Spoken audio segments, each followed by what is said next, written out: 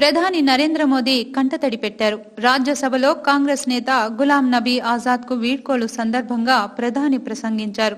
ఆ సమయంలో ప్రధాని మోదీ భావోద్వేగానికి లోనయ్యారు. ఆయన కంటతడి పెట్టారు. ఆజాద్ ను ప్రశంసలతో ముంచెత్తారు ప్రధాని మోదీ. అధికారంలో ఉన్నా లేకున్నా ఆజాద్ ఒకేలా ఉన్నారని మోదీ చెప్పారు. తరతరాలకు ఆజాద్ స్ఫూర్తిదాయకమని అన్నారు. ఆజాద్ తనకు మంచి మిత్రుడని మోదీ చెప్పారు. ఆజాద్ సేవలను కొనియాడిన ప్రధాని మోదీ దేశానికి ఆయన సేవలు చిరస్మరణీయమని అన్నారు. తన ప్రసంగం సందర్భంగా ఆజాద్ కు ప్రధాని మోదీ సెల్యూట్ చేశారు. రాజకీయాల్లో మచ్చలేని నేత అంటూ ఆజాద్ ని కీర్తించారు. కాగా ఏప్రిల్లో రాజ్యసభ సభ్యుడు ఆజాద్ పదవీ కాలం ముగియనుంది. आज इस सदन की शोभा बढ़ाने वाले, सदन में जीवंतता लाने वाले और सदन के माध्यम से जनसेवा में रत ऐसे चार हमारे साथी, उनका कार्यकाल पूर्ण होने के कारण नए कार्य की ओर कदम रख रहे हैं। श्रीमान गुलाम नबी आज़ाद जी, श्रीमान शमशेर सिंह जी, मीर मोहम्मद फैयाज जी, नाजिर अहमद जी, मैं आप चारों महानुभावों को इस सदन की शोभा बढ़ाने के लिए, आपके अनुभव का, आपके ज्ञान का सदन को और देश को लाभ देने के लिए और अपने क्षेत्र की समस्याओं का समाधान के लिए आपने जो कुछ भी योगदान किया है, उसके लिए मैं सबसे पहले तो आपका धन्यवाद करता हूं।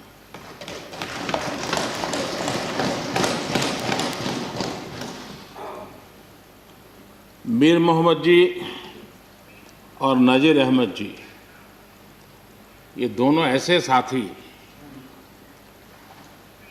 सदन में शायद उनकी तरफ बहुत कम लोगों का ध्यान गया होगा, लेकिन कोई भी सत्र ऐसा नहीं होगा कि जिनके साथ मुझे मेरी चैम्बर में बैठ कर के अलग अलग विषयों पर सुनने का, समझने का मौका न मिला।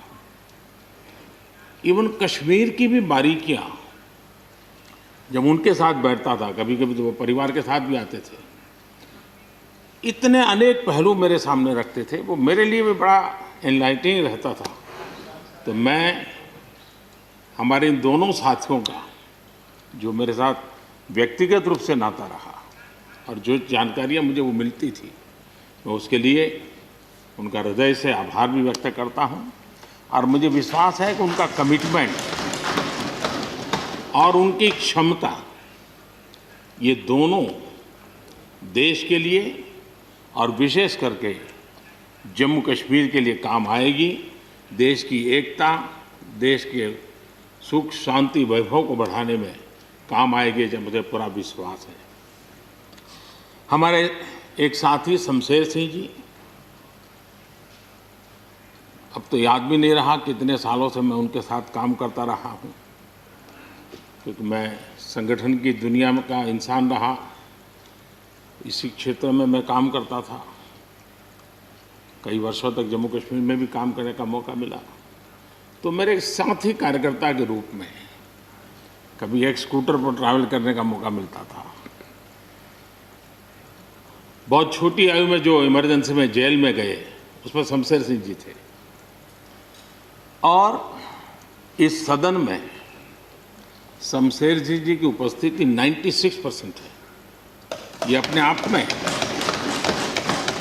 यानी जो दायित्व जनता ने उनको दिया, उसको बिल्कुल 100% निभाने का प्रयास। मृदुभाषी हैं, सरल है, और मुझे विश्वास है कि जम्मू कश्मीर से रिटायर्ड होने वाले चारे आदरणीय सदस्यों के लिए उनके जीवन का यह कार्यकाल सबसे उत्तम कार्यकाल है, क्योंकि इतिहास ने एक नई करवट बदली है और जिसके वो साक्षी बने हैं, सहयात्री बने हैं, ये उनके जीवन की बहुत बड़ी घटना है। श्रीमान गुलाम नबी जी, मुझे चिंता इस बात की है कि गुलाम नबी जी के बाद इस पद को जो संभालेंगे उनको गुलाम नबी जी से मैच करने में बहुत दिक्कत पड़ेगी।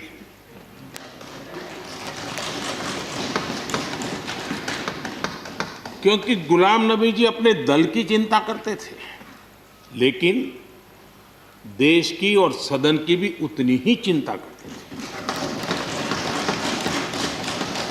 ये छोटी बात नहीं है जी, ये बहुत बड़ी बात है जी। वरना अपोजिशन के लीडर के रूप में अपना दबदबा पैदा करना, ये सब मोह किसी को भी हो सकता है, लेकिन उन्होंने सदन से, मैं शरद पवार जी को भी इसी कैटेगरी में रखता हूं, वे सदन की और देश की चिंता को प्रायोरिटी देने वाले नेताओं में से रहे। गुलाम नबी जी ने बखूबी इस काम को निभाया है। मुझे याद है इस कोरोना काल में मैं एक फ्लोर लीडर्स की मीटिंग कर रहा था, तो उसी दिन गुलाम नबी जी का फोन आया। तो मोदी जी, ये तो ठीक है आप करते हैं, लेकिन आप एक काम कीजिए, सभी पार्टी लीडर्स की मीटिंग जरूर बुलाइए। मुझे अच्छा लगा कि उन्होंने पार्टी लीडर्स के साथ, सभी पार्टी अध्यक्षों के साथ बैठने का मुझे सुझाव दिया, और मैंने उस मीटिंग को किया भी। वो गुलाम नबी जी के सुझाव पर किया था, और मुझे कहने में, यानी इस प्रकार का संपर्क, और उसका मूल कारण है कि उनको दोनों तरफ का अनुभव रहा है, सत्ता दल का भी और विपक्ष का। 28 साल कार्यकाल, ये अपने आप में बहुत बड़ी बात होती है जी। बहुत साल पहले की बात है, शायद अटल जी की सरकार होगी, मुझे याद नहीं रहा। मैं यहाँ सदन में किसी काम से आया था, मैं तो तब राजनीति में नहीं था, ये इलेक्टोरल पॉलिटिक्स में नहीं था, मैं संगठन का काम करता था। तो मैं और गुलाम नबी जी ऐसे ही लॉबी में गप्पे मार रहे थे। अब जैसा पत्रकारों का स्वभाव रहता है, बराबर नज़र लगाए बैठे थे कि ये दोनों का मेल कैसे हो सकता है। हम हंसी खुशी से बातें कर रहे थे, तो हम जैसे ही निकले तो पत्रकारों ने घेर लिया। गुलाम नबी जी ने बहुत बढ़िया जवाब दिया था। वो जवाब हम लोगों के लिए बहुत काम आने वाला है। उन्होंने कहा, भाई देखिए, आप लोग हमको अखबारों में या टीवी माध्यमों में या पब्लिक मीटिंग में लड़ते झगड़ के देखते हो, लेकिन सचमुच में इस छत के नीचे हम जैसे एक परिवार का वातावरण कहीं नहीं होता है। इतनी हमारी आत्महत्या होती है, इतने सुख दुख होते हैं। ये जो स्पिरिट है, वो स्पिरिट अपने आप में बहुत बड़ी बात होती है। गुलाम नबी जी का एक शौक शायद बहुत कम लोगों को पता होगा, और कभी उनके साथ बैठोगे तो बताएंगे।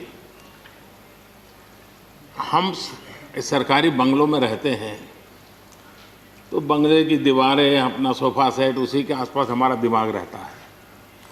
लेकिन गुलाम नबी जी ने उस बंगले में जो बगीचा बनाया है, यानी एक प्रकार से कश्मीर की घाटी की याद दिला दे, ऐसा बगीचा बनाया है। और इसका उनको गर्व भी है। वो समय देते हैं, नई नई चीज़ें जोड़ते हैं, और हर बार जब कंपटीशन होती है तो उनका बंगला नंबर 1 ले आता है। यानी अपने सरकारी जगह को भी कितने प्यार से संभालना, यानी बिल्कुल मन से उन्होंने इसको संभाला है। जब आप मुख्यमंत्री थे, मैं भी एक राज्य का मुख्यमंत्री के नाते काम करता था, हमारी बहुत गहरी निकटता रही उस कालखंड में।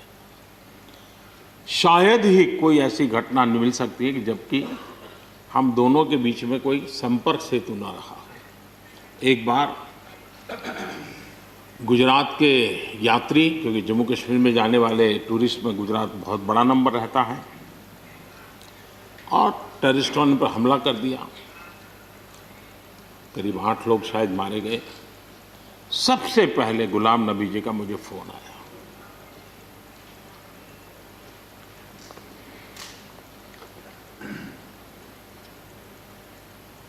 और वो फोन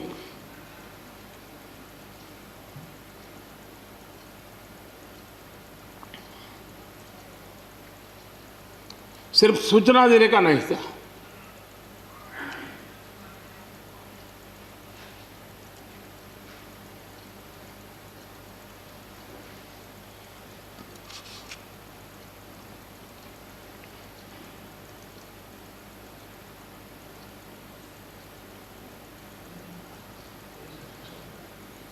उनके आंसू रुक नहीं रहे थे। फोन पे उस समय प्रणब मुखर्जी साहब डिफेंस मिनिस्टर थे। मैंने उनको फ़ोन किया, मैंने कहा साहब अगर फोर्स का हवाई जहाज़ मिल जाए डेड बॉडी को लाने के लिए।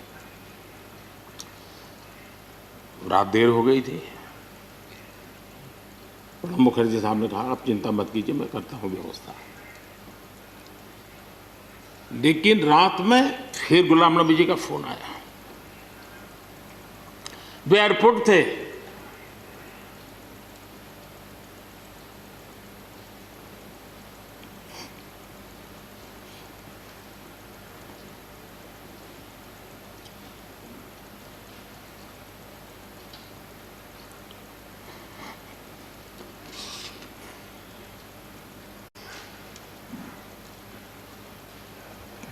एयरपोर्ट से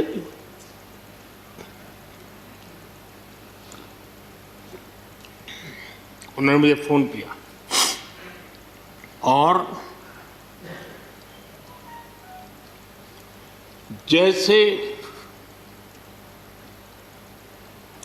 अपने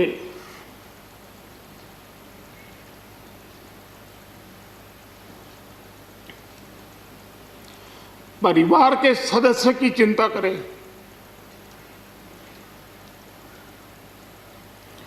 वैसी चिंता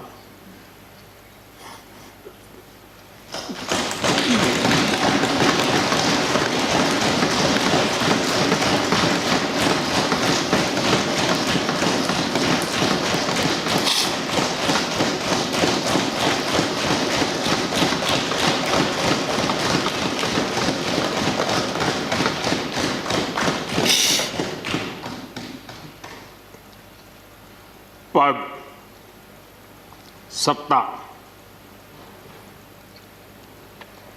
जीवन में आती रहती है, लेकिन उसे कैसे पचाना,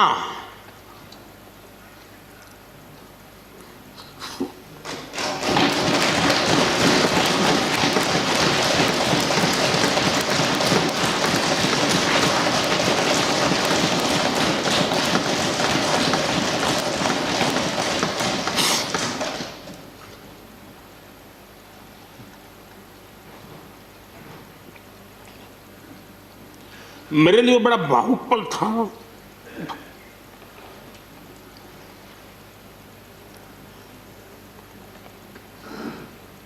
दूसरे दिन सुबह फोन आया कि मोदी जी सब लोग पहुंच गए।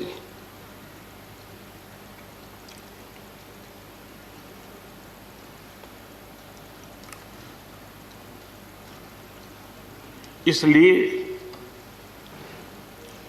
एक मित्र के रूप में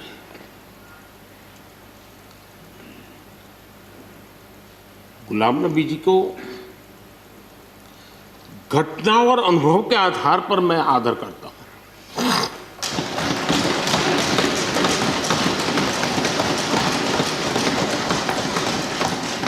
और मुझे पूरा विश्वास है कि उनकी सौम्यता, उनकी नम्रता, इस देश के लिए कुछ कर गुजरने की उनकी कामना, वो कभी उनको चैन से बैठने नहीं देगी।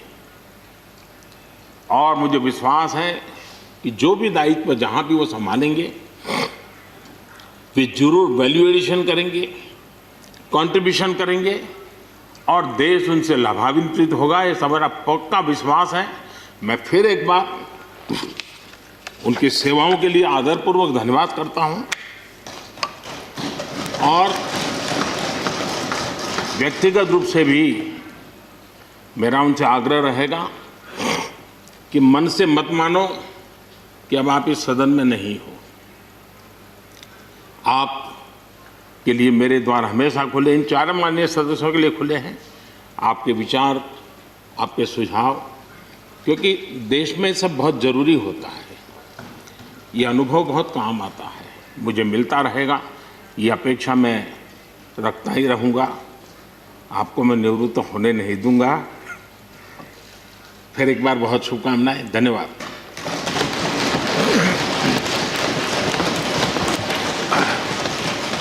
धन्यवाद प्रधानमंत्री जी। श्री शरद पवार जी।